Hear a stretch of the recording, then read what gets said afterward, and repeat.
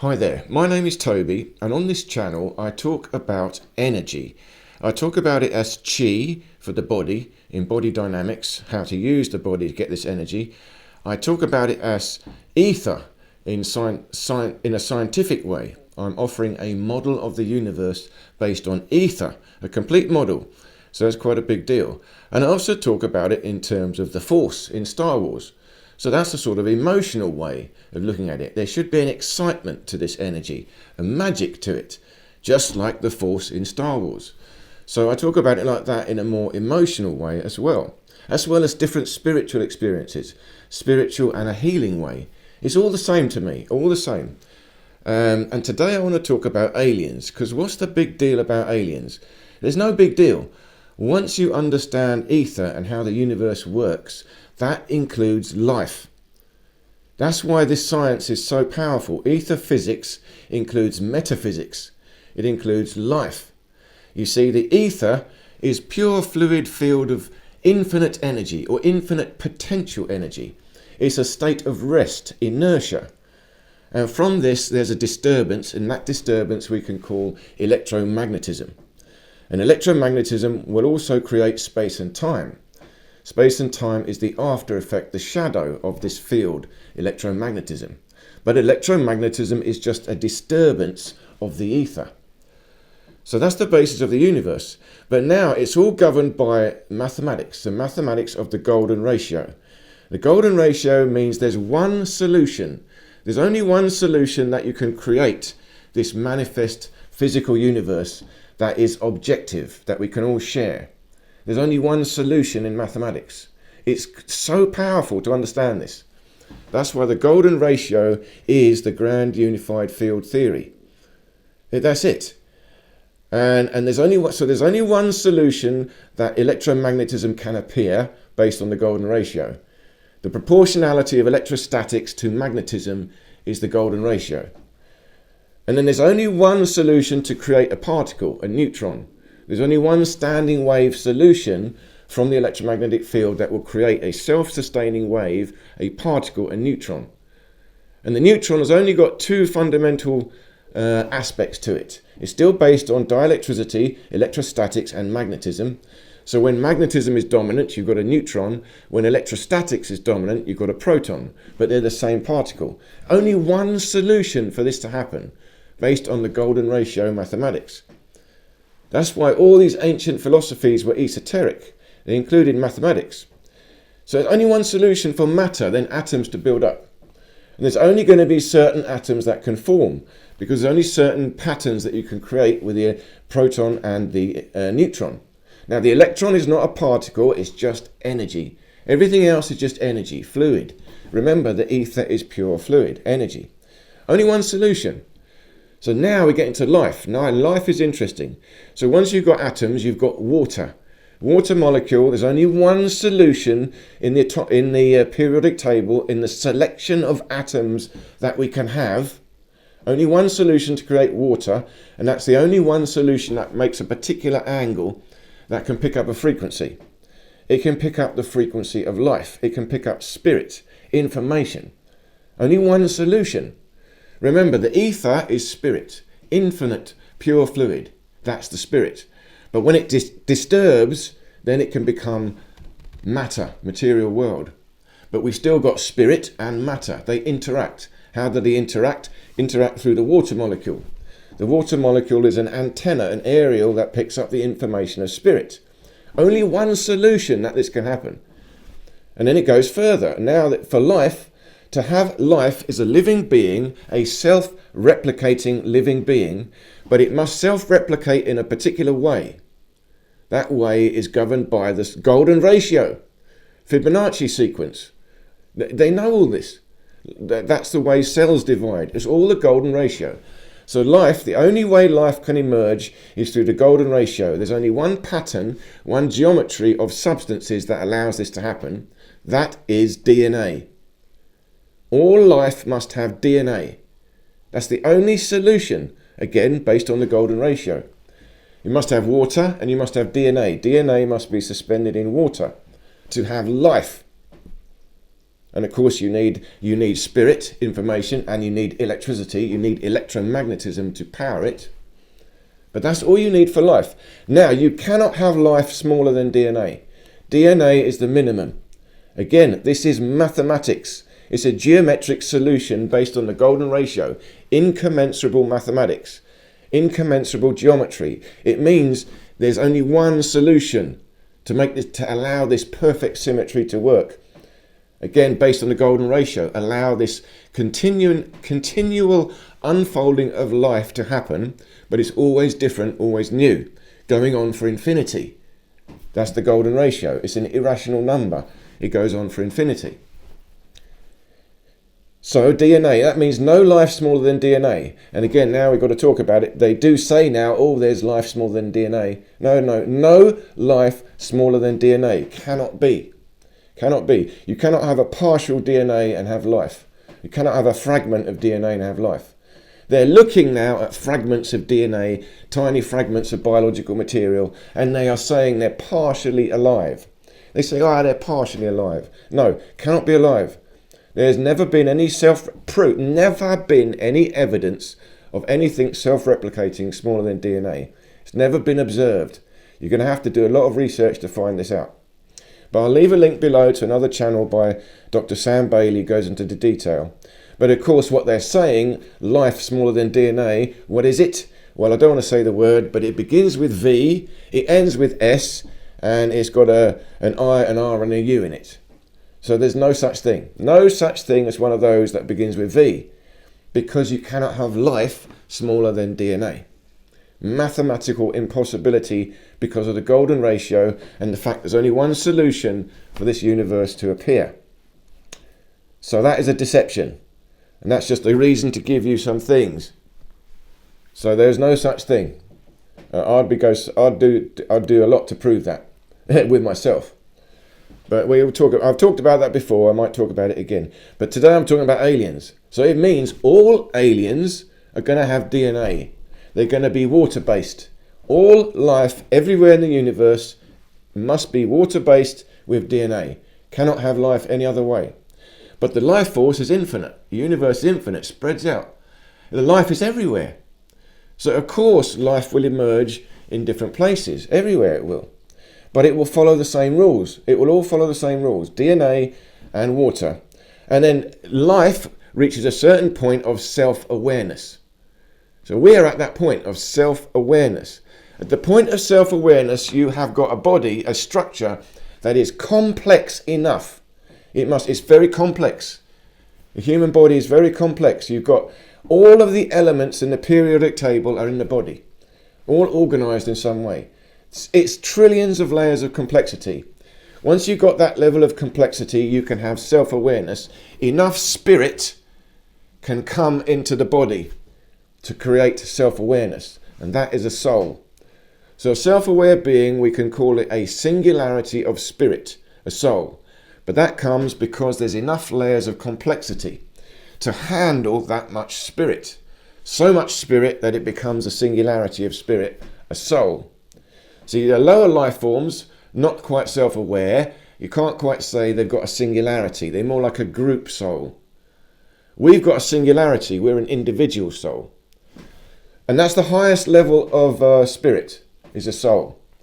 So if you've got aliens, some are going to be low level, not quite got a soul. Some will be high level, self-aware. So they'll have a soul. But some may be very, very clever, may be very high level souls, but they're still at the same level. So I don't care about meeting another human being or meeting an alien. If they're self-aware, we can have a chat. It makes no difference to me. If someone comes to my house for a cup of tea, I'll give them a cup of tea and a chat. Alien comes to my house, I'll give them a cup of tea and we have a chat. It makes no difference. They're not higher or lower than us. At the level of self-awareness, we're all equal. Aliens or humans, doesn't matter. And you're all going to be humanoid. It's all going to be basic humanoid structure. It has to be. Because the humanoid structure is again based on the golden ratio mathematics. For self-aware beings, listen carefully, for self-aware beings, there is only one solution of efficient geometry for that being to exist, and it is a humanoid form. The humanoid form is the most efficient for a self-aware being. You've got to be able to create. You've got to be able to do things. You see, you've got to be in the air, not the water. So we say we've got whales and dolphins, they're super intelligent, they're in the water. Yeah, they are, but they're not quite the same as humans, not quite the same as us. They've got no hands, no fingers. They need to be able to build things. At the level of self-awareness, you are creative. You are a creator. You build things. You make technology. A whale, a dolphin, they're not making technology. It's different. Different level. So aliens are high. And once you've got self-awareness, you can have higher levels of self-awareness. So some self-aware beings, very, very clever, it means they've got more connection to spirit. More wisdom can come to them. More technology. So those would be advanced aliens. Those are the ones that might be travelling around. Those are the ones that pop down here. We've seen a few of them. Again, there are lots of stories about the aliens. You know, don't believe everything you hear. You've got to be discerning. But they've got to be true. And as I said, I explain the science of their technology. Once you understand ether physics, you can work out what is possibly true and what is not. And then you can examine the evidence and see if it fits with the science. But you have to know this science. Ether physics is difficult. I'm trying to make it easy, but it's a whole different mindset. It's a big deal. I'm really trying to explain this science to you. But this is like, doing another degree in physics. You're starting again. I'm trying to do a whole degree in physics, but in ether physics. And that's metaphysics as well, life as well. It's a lot. So please bear with me. Do look through my channel. I've said this so many times in different lectures in different ways. So if you look through, you might find different answers to the questions you might have. I might have already said it. But going on with aliens, no big deal. Life form is there. Higher wisdom just means higher self-awareness. And you've got lower wisdom, lower self-awareness. We know it on this planet. Some humans, let's face it, are quite low self-awareness. They're just going around like animals, doing animalistic things, no self-awareness. And some are very clever, very high self-awareness. But of course there's also ethics. You see, there's the light side of the force and the dark side of the force. It's a real thing. That's to do with ethics, your motivation, your intention. So you have to understand that as well. And ether physics explains that. That's why I talk about the force, the Jedi. I love it. I know some of you might laugh at that or not take it seriously. But for me, the force is serious. It's the force.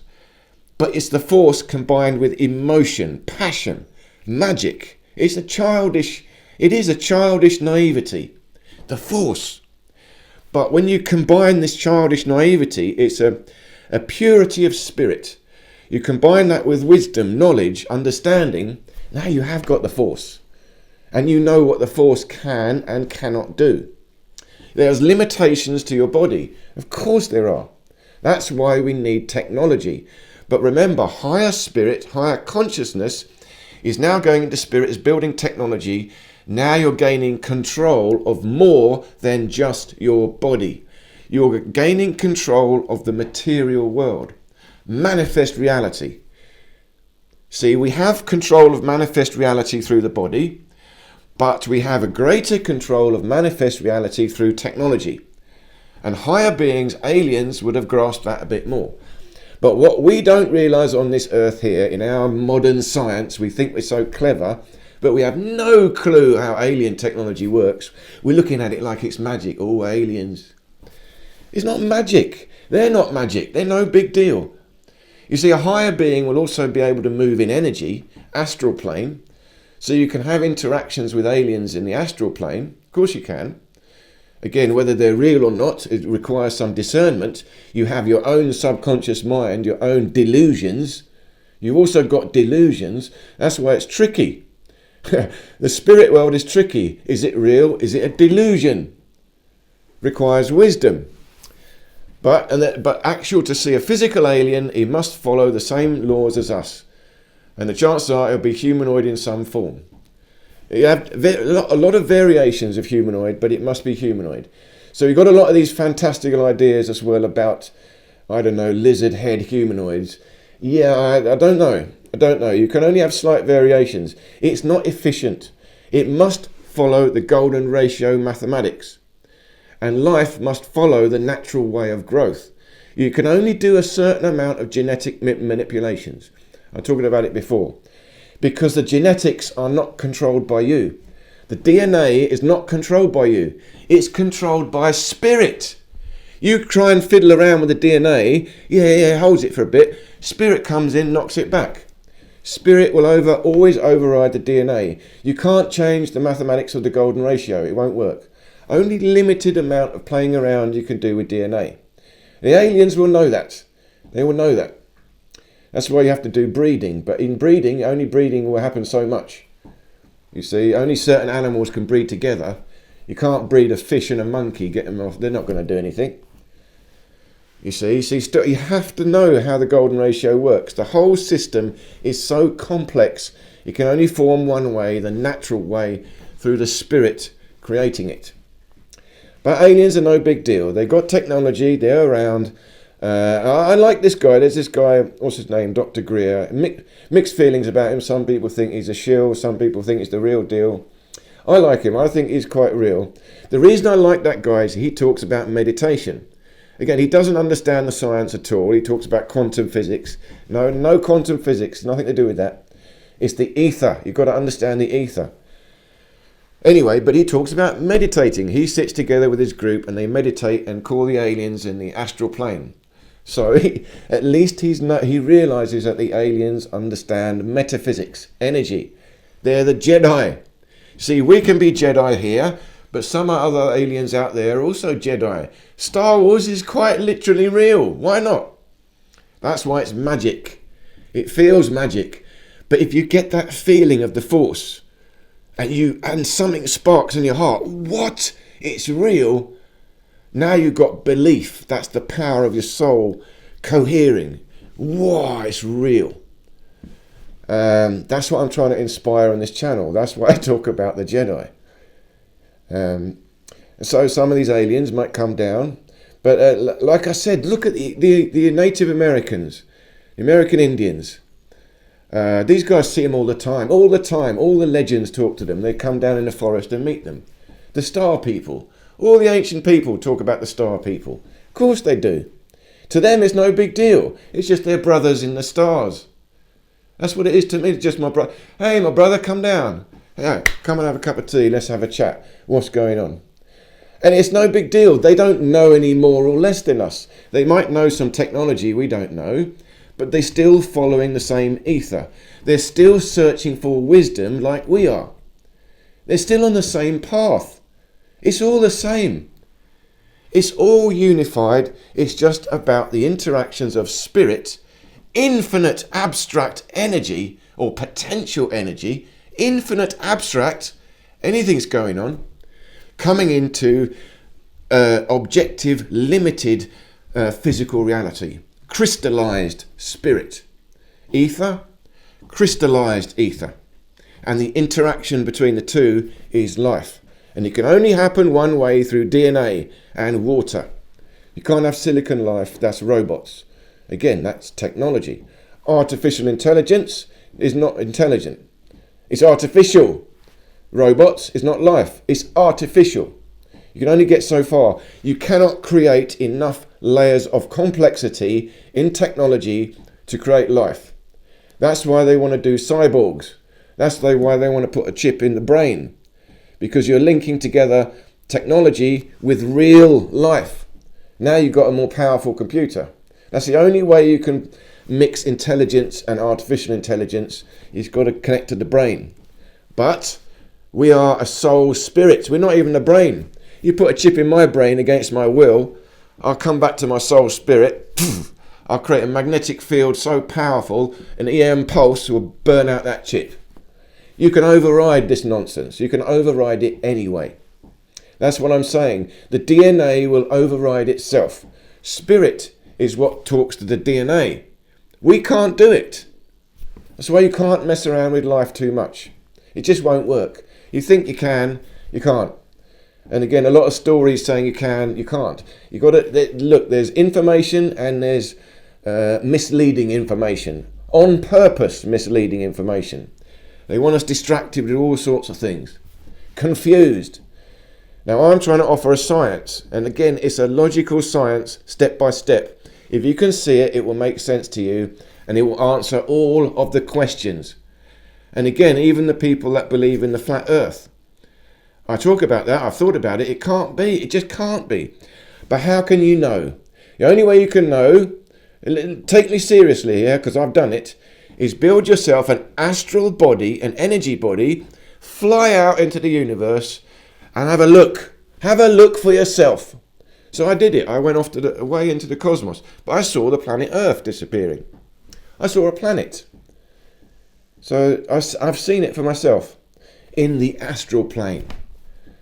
I talk about it. I talk about it in my previous lecture series, Magical Science, Astral Travelling. There's a lecture in there called Astral Travelling. I'll leave the link below. But I hope this little talk made sense. No big deals. Aliens are just our brothers and sisters in the stars. Some are good, some are bad, just like us here. Some are clever, some are stupid, just like us here. Just because they talk to us doesn't mean we have to listen. They might also not know what they're talking about. They might also be idiots.